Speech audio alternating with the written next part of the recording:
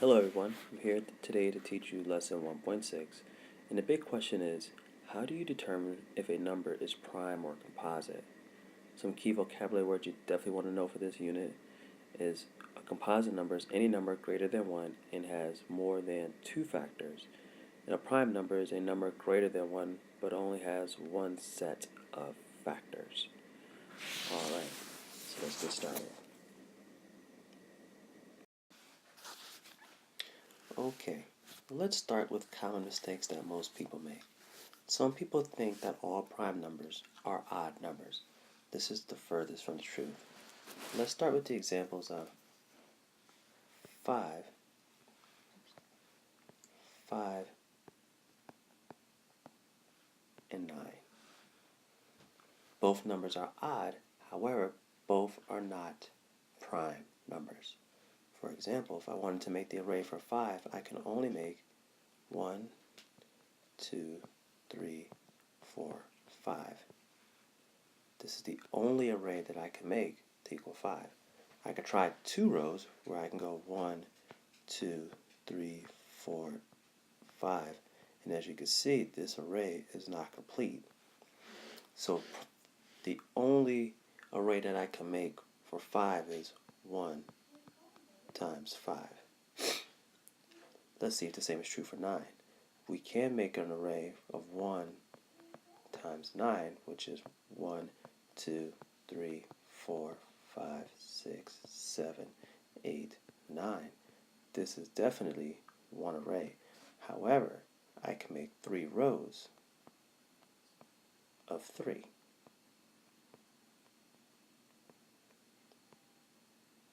Each row and each column is equal, and this would be a 3 by 3 square, or 3 times 3, which is 9.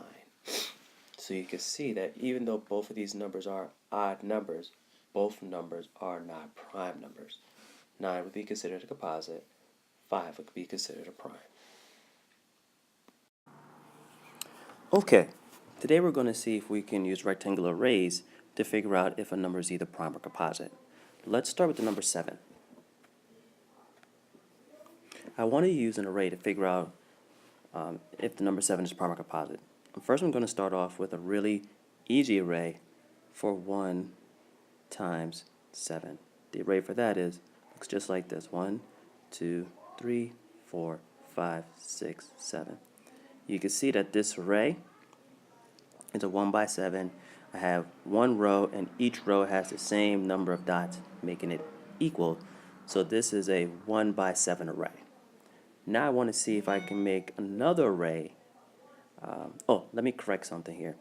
You could also make a 7 by 1 array, where you have 7 rows, 1, 2, 3, 4, 5, 6, 7. This is also an array.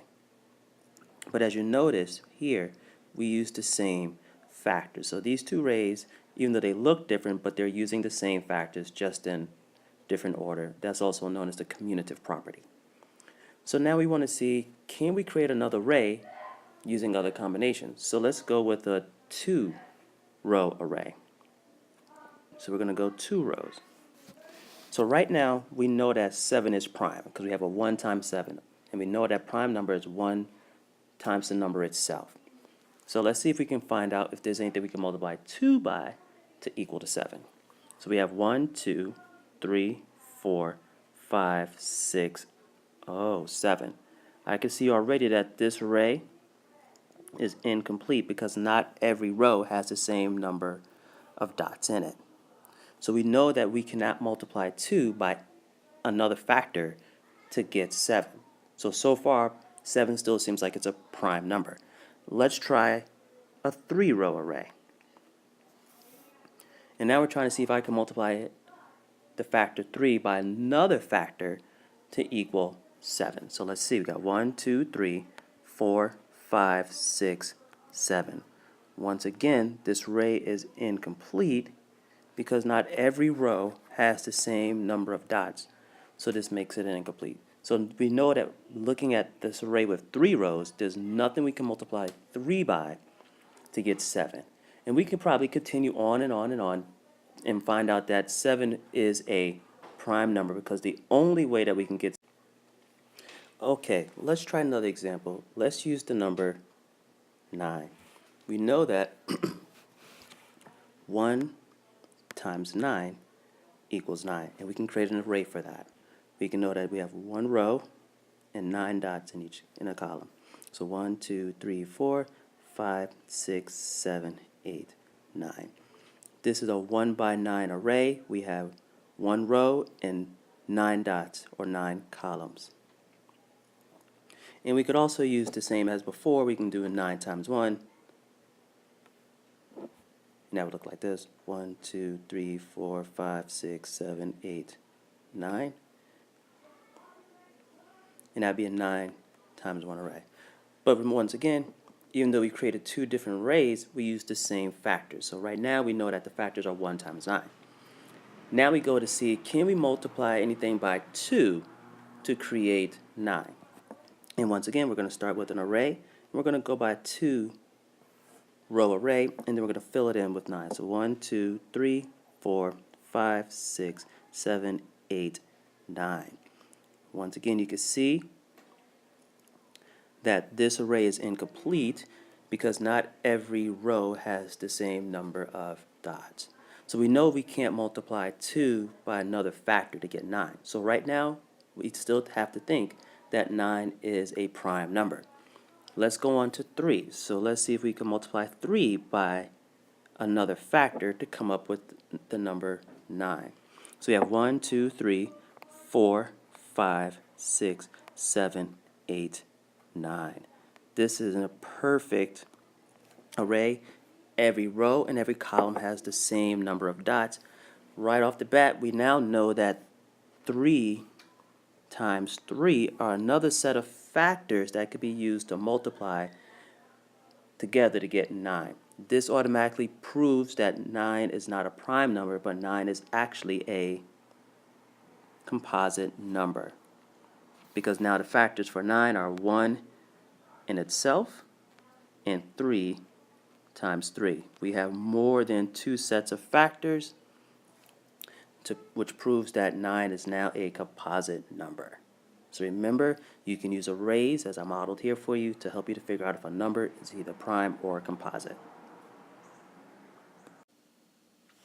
Okay, now I want to show you how to use divisibility rules to help you determine if a number is either prime or composite.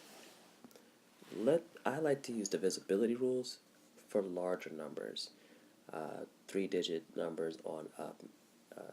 Because if you know your basic facts, then you pretty much know the factors that equal 2-digit numbers. However, when you get into 3-digit numbers, it becomes a little bit more challenging. So, for example, let's start with the number 326. Using the divisibility rules, if we start off at number 1, we know that all numbers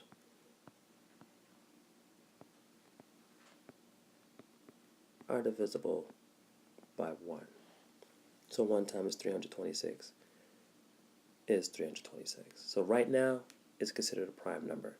Now we're trying to figure out, using the divisibility rules, to see if there are other factors, at least one other factor, that we could use to be multiplied together with another factor to equal 326. So we're going to go down to this divisibility rule for 2.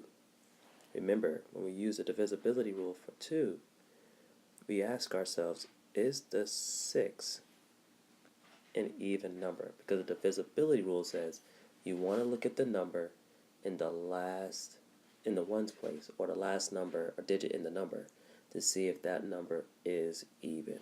We notice that 6 is even, so we know that 2 times something equals 326. Just by knowing that we can multiply that number by 2 automatically proves that this number is going to be composite.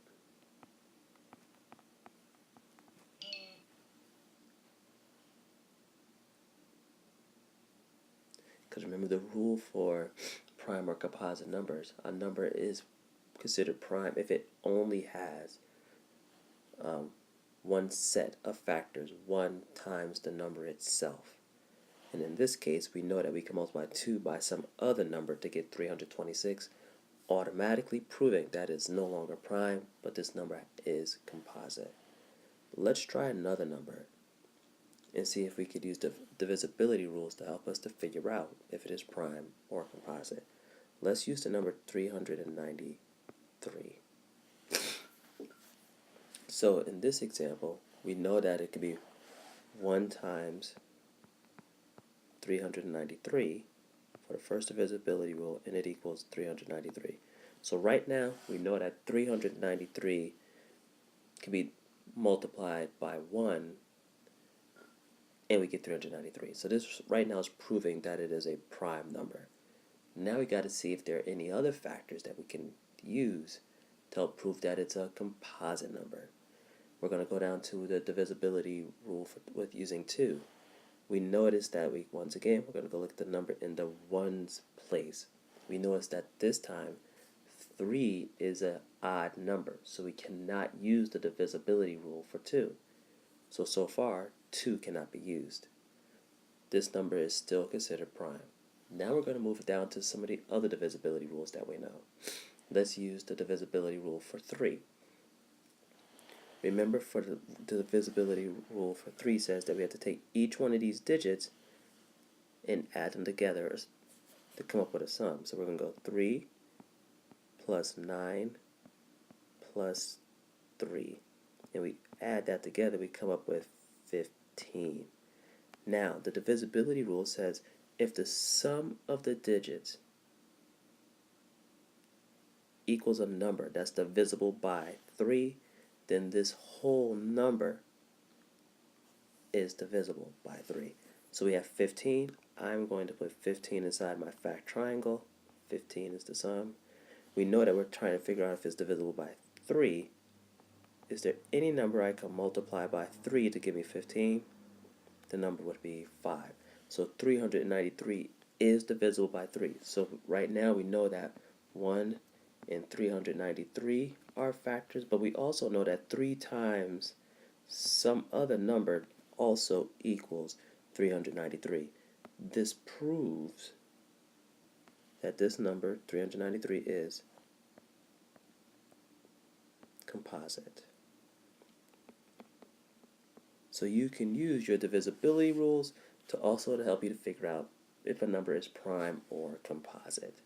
If you forgot your divisibility rules, you want to go back and look at page